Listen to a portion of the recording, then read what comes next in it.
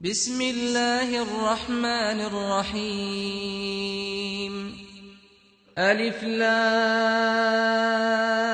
را تلك آيات الكتاب المبين إنا أنزلناه قرآنا عربيا لعلكم تعقلون نحن نقص عليك أحسن القصص بما أوحينا إليك هذا القرآن وإن كنت من قبله لمن الغافلين إذ قال يوسف لأبيه يا أبت إني رأيت أحد عشر كوكبا والشمس والقمر رأيتهم لي ساجدين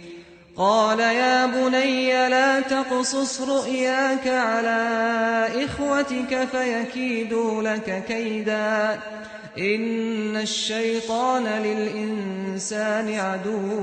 مبين وكذلك يجتبيك ربك ويعلمك من تأويل الأحاديث ويتم نعمته عليك وعلى آل يعقوب كما أتمها على أبويك من قبل إبراهيم وإسحاق إن ربك عليم حكيم لقد كان في يوسف وإخوته آيات للسائلين إذ قالوا ليوسف وأخوه أحب إلى أبينا منا ونحن عصبة إن أبانا لفي ضلال مبين اقتلوا يوسف أو اطرحوه أرضا يخل لكم وجه أبيكم وتكونوا من بعده قوما صالحين قال قائل منهم لا تقتلوا يوسف وألقوه في غيابة الجب يلتقطه بعض السيارة إن كنتم فاعلين قالوا يا أبانا ما لك لا تأمنا على يوسف وإنا له لناصحون أرسله معنا غدا يرتع ويلعب وإنا له لحافظون قال إني ليحزنني أن تذهبوا به وأخاف أن يأكله الذئب وأنتم عنه غافلون قالوا لئن أكله الذئب ونحن عصبة إنا إذا لخاسرون فلما ذهبوا به وأجمعوا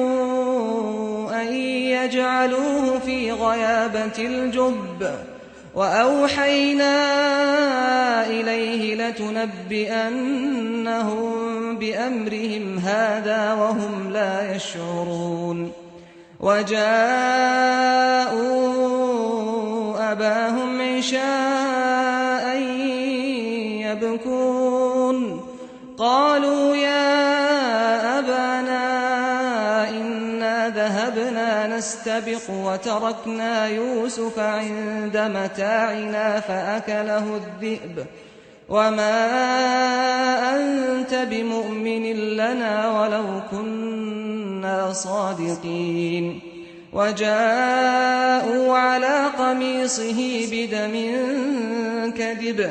قال بل سولت لكم أنفسكم أمرا فصبر جميل والله المستعان على ما تصفون وجاءت سيارة فأرسلوا واردهم فأدلى دلوه قال يا بشرى هذا غلام وأسروه بضاعة والله عليم بما يعملون وشروه بثمن بخس دراهم معدودة وكانوا فيه من الزاهدين وقال الذي اشتراه من مصر لامرأته أكرمي مثواه عسى أن ينفعنا أو نتخذه ولدا وكذلك مكنا ليوسف في الأرض ولنعلمه من تأويل الأحاديث والله غالب على أمره ولكن أكثر الناس لا يعلمون ولما بلغ أشده آتيناه حكما وعلما وكذلك نجزي المحسنين وراودته التي هو في بيتها عن نفسه وغلقت الأبواب وقالت هيت لك قال معاذ الله إنه ربي أحسن مثواي إنه لا يفلح الظالمون ولقد همت به وهم بها لولا أن رأى برهان ربه كذلك لنصرف عنه السوء والفحشاء إنه من عبادنا المخلصين واستبق الباب وقدت قميصه من دبر وألف يا سيدها لدى الباب واستبق الباب وقدت قميصه من دبر وألف يا سيدها لدى الباب قالت ما جزاء من أراد بأهلك سوءا إلا أن يسجن أو عذاب أليم قال هي راودتني عن نفسي وشهد شاهد من أهلها إن كان قميصه قد من قبل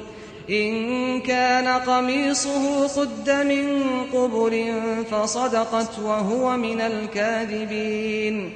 وإن كان قميصه قد من دبر فكذبت وهو من الصادقين فلما رأى قميصه قد من دبر قال إنه من كيدكن إن كيدكن عظيم يوسف أعرض عن هذا واستغفري لذنبك إنك كنت من الخاطئين وقال نسوة في المدينة امرأة العزيز تراود فتاها عن نفسه قد شغفها حبا إنا لنراها في ضلال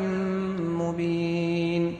فلما سمعت بمكرهن أرسلت إليهن وأعتدت لهن متكئا وآتت كل واحدة منهن سكينا وقالت اخرج عليهن فلما رأينه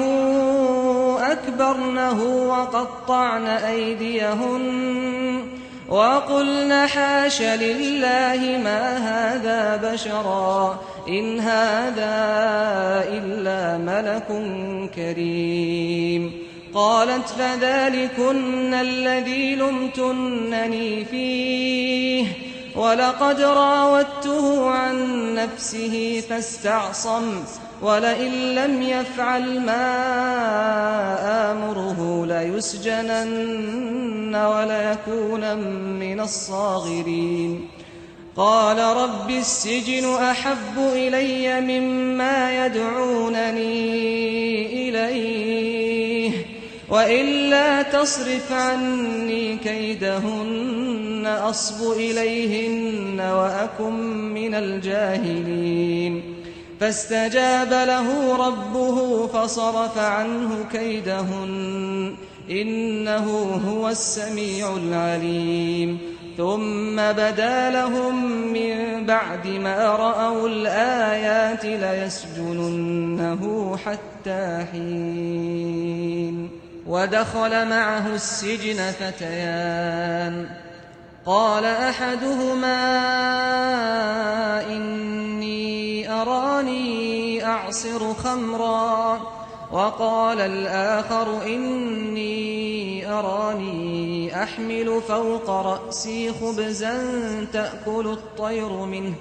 نبئنا بتأويله إنا نراك من المحسنين قال لا يأتيكما طعام ترزقانه إلا نبأتكما بتأويله قبل أن يأتيكما ذلكما مما علمني ربي إني تركت ملة قوم لا يؤمنون بالله وهم بالآخرة هم كافرون واتبعت ملة آبائي إبراهيم وإسحاق ويعقوب ما كان لنا أن نشرك بالله من شيء ذلك من فضل الله علينا وعلى الناس ولكن أكثر الناس لا يشكرون يا صاحبي السجن أأرباب متفرقون خير أم الله الواحد القهار ما تعبدون من دونه إلا أسماء سميتموها أنتم وآباؤكم ما أنزل الله بها من سلطان إن الحكم إلا لله أمر ألا تعبدوا إلا إياه ذلك الدين القيم ولكن أكثر الناس لا يعلمون يا صاحبي السجن أما أحدكما فيسقي ربه خمرا وأما الآخر فيصلب فتأكل الطير من رأسه قضي الأمر الذي فيه تستفتيان وقال للذي ظن أنه ناج منهما اذكرني عند ربك فأنساه الشيطان ذكر ربه فلبث في السجن بضع سنين وقال الملك إني أرى 7 بقرات سمان يأكلهن 7 عجاف و7 سنبلات خضر وأخر يابسات يا أيها الملأ أفتوني في رؤياي إن كنتم للرؤيا تعبرون قالوا أضغاث أحلام وما نحن بتأويل الأحلام بعالمين وقال الذي نجا منهما وادكر بعد أمة أنا أنبئكم بتأويله فأرسلون يوسف أيها الصديق أفتنا في 7 بقرات سمان يأكلهن 7 عجاف و7 سنبلات خضر وأخر يابسات لعلي أرجع إلى الناس لعلهم يعلمون قال تزرعون 7 سنين دأبا فما حصدتم فذروه في سنبله إلا قليلا إلا قليلا مما تأكلون ثم يأتي من بعد ذلك 7 شداد يأكلن ما قدمتم لهن إلا قليلا مما تحصنون ثم يأتي من بعد ذلك عام فيه يغاث الناس وفيه يعصرون وقال الملك ائتوني به فلما جاءه الرسول قال ارجع إلى ربك فاسأله ما بال النسوة اللاتي قطعن أيديهن إن ربي بكيدهن عليم قال ما خطبكن إذ راوتن يوسف عن نفسه قلن حاش لله ما علمنا عليه من سوء قالت امرأة العزيز الآن حصحص الحق أنا راودته عن نفسه وإنه لمن الصادقين ذلك ليعلم أني لم أخنه بالغيب وأن الله لا يهدي كيد الخائنين وما أبرئ نفسي إن النفس لأمارة بالسوء إلا ما رحم ربي إن ربي غفور رحيم وقال الملك ائتوني به أستخلصه لنفسي فلما كلمه قال إنك اليوم لدينا مكين أمين قال اجعلني على خزائن الأرض إني حفيظ عليم وكذلك مكنا ليوسف في الأرض يتبوأ منها حيث يشاء نصيب برحمتنا من نشاء ولا نضيع أجر المحسنين ولأجر الآخرة خير للذين آمنوا وكانوا يتقون وجاء إخوة يوسف فدخلوا عليه فعرفهم وهم له منكرون ولما جهزهم بجهازهم قال ائتوني بأخ لكم من أبيكم ألا ترون أني أوفي الكيل وأنا خير المنزلين فإن لم تأتوني به فلا كيل لكم عندي ولا تقربون قالوا سنراود عنه أباه وإنا لفاعلون وقال لفتيانه اجعلوا بضاعتهم في رحالهم لعلهم يعرفونها إذا انقلبوا إلى أهلهم لعلهم يرجعون فلما رجعوا إلى أبيهم قالوا يا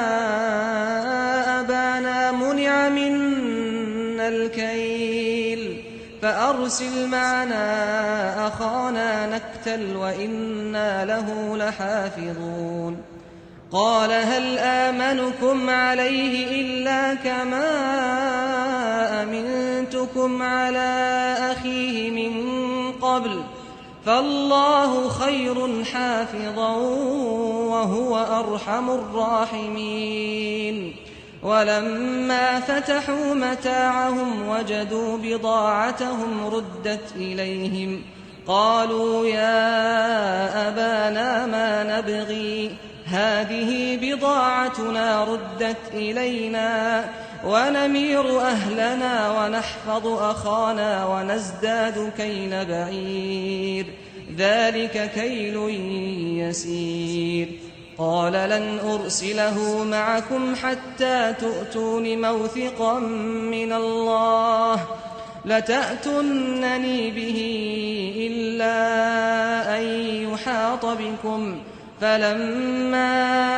آتوه موثقهم قال الله على ما نقول وكيل وقال يا بني لا تدخلوا من باب واحد وادخلوا من أبواب متفرقة وما أغني عنكم من الله من شيء إن الحكم إلا لله عليه توكلت وعليه فليتوكل المتوكلون ولما دخلوا من حيث أمرهم أبوهم ما كان يغني عنهم من الله من شيء إلا حاجة في نفس يعقوب قضاها وإنه لذو علم لما علمناه ولكن أكثر الناس لا يعلمون ولما دخلوا على يوسف آوى إليه أخاه قال إني أنا أخوك فلا تبتئس بما كانوا يعملون فلما جهزهم بجهازهم جعل السقاية في رحل أخيه ثم أذن مؤذن أيتها العير إنكم لسارقون قالوا وأقبلوا عليهم ماذا تفقدون قالوا نفقد صواع الملك ولمن جاء به حمل بعير وأنا به زعيم قالوا تالله لقد علمتم ما جئنا لنفسد في الأرض وما كنا سارقين قالوا فما جزاؤه إن كنتم كاذبين قالوا جزاؤه من وجد في رحله فهو جزاؤه كذلك نجزي الظالمين فبدأ بأوعيتهم قبل وعاء أخيه ثم استخرجها من وعاء أخيه كذلك كدنا ليوسف ما كان ليأخذ أخاه في دين الملك إلا أن يشاء الله نرفع درجات من نشاء وفوق كل ذي علم عليم قالوا إن يسرق فقد سرق أخ له من قبل فأسرها يوسف في نفسه ولم يبدها لهم قال أنتم شر مكانا والله أعلم بما تصفون قالوا يا أيها العزيز إن له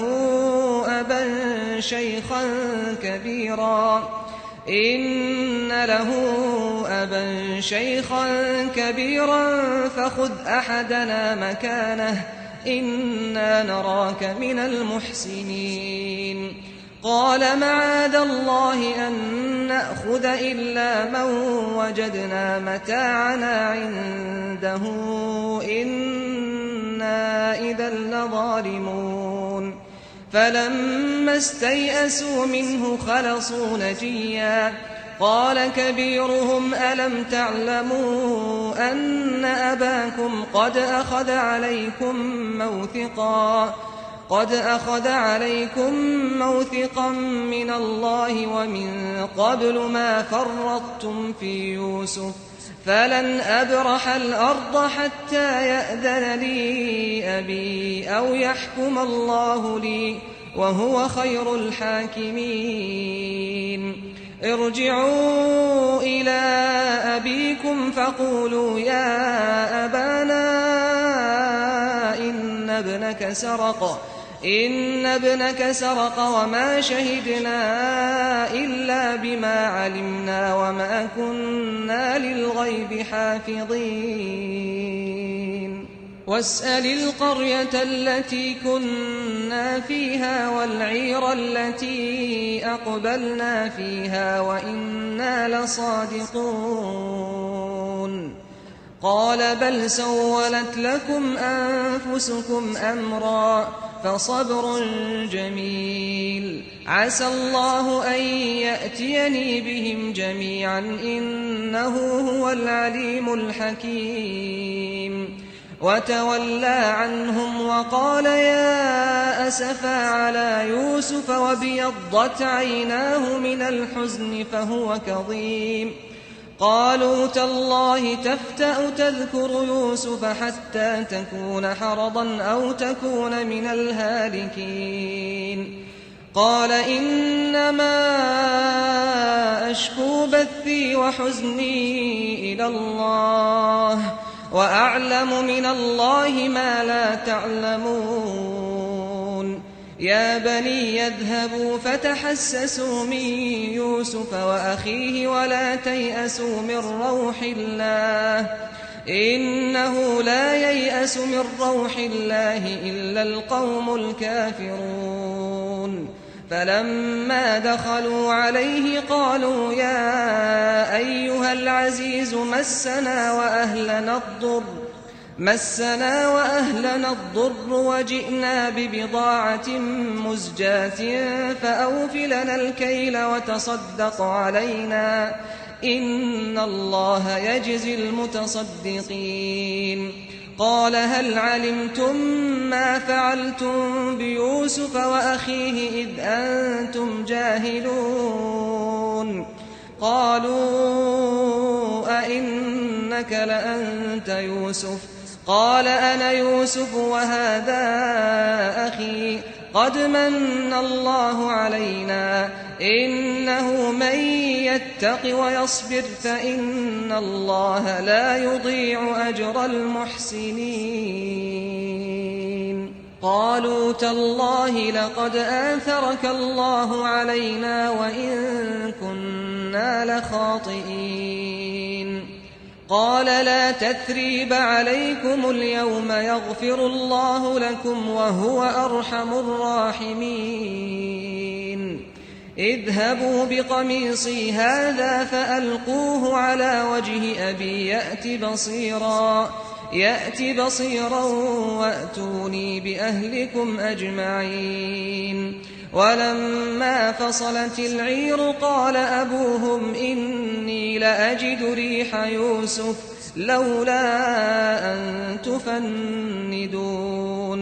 قالوا تالله إنك لفي ضلالك القديم فلما أن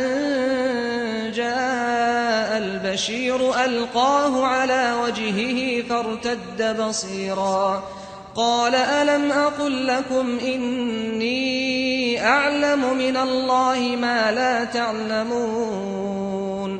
قالوا يا أبانا استغفر لنا ذنوبنا إنا كنا خاطئين قال سوف أستغفر لكم ربي إنه هو الغفور الرحيم فلما دخلوا على يوسف آوى إليه أبويه وقال ادخلوا مصر إن شاء الله آمنين ورفع أبويه على العرش وخروا له سجدا وقال يا أبت هذا تأويل رؤياي من قبل قد جعلها ربي حقا وقد أحسن بي إذ أخرجني من السجن وجاء بكم من البدو من بعد أن نزغ الشيطان بيني وبين إخوتي إن ربي لطيف لما يشاء إنه هو العليم الحكيم رب قد آتيتني من الملك وعلمتني من تأويل الأحاديث فاطر السماوات والأرض أنت وليي في الدنيا والآخرة توفني مسلما وألحقني بالصالحين ذلك من أنباء الغيب نوحيه إليك وما كنت لديهم إذ أجمعوا أمرهم وهم يمكرون وما أكثر الناس ولو حرصت بمؤمنين وما تسألهم عليه من أجر إن هو إلا ذكر للعالمين وكأين من آية في السماوات والأرض يمرون عليها وهم عنها معرضون وما يؤمن أكثرهم بالله إلا وهم مشركون أفأمنوا أن تأتيهم غاشية من عذاب الله أو تأتيهم الساعة بغتة وهم لا يشعرون قل هذه سبيلي أدعو إلى الله على بصيرة أنا ومن اتبعني وسبحان الله وما أنا من المشركين وما أرسلنا من قبلك إلا رجالا نوحي إليهم من أهل القرى أفلم يسيروا في الأرض فينظروا كيف كان عاقبة الذين من قبلهم ولدار الآخرة خير للذين اتقوا أفلا تعقلون حتى إذا استيأس الرسل وظنوا أنهم قد كذبوا جاءهم نصرنا فنجي من نشاء ولا يرد بأسنا عن القوم المجرمين لقد كان في قصصهم عبرة لأولي الألباب ما كان حديثا يفترى ولكن تصديق الذي بين يديه وتفصيل كل شيء وهدى ورحمة لقوم يؤمنون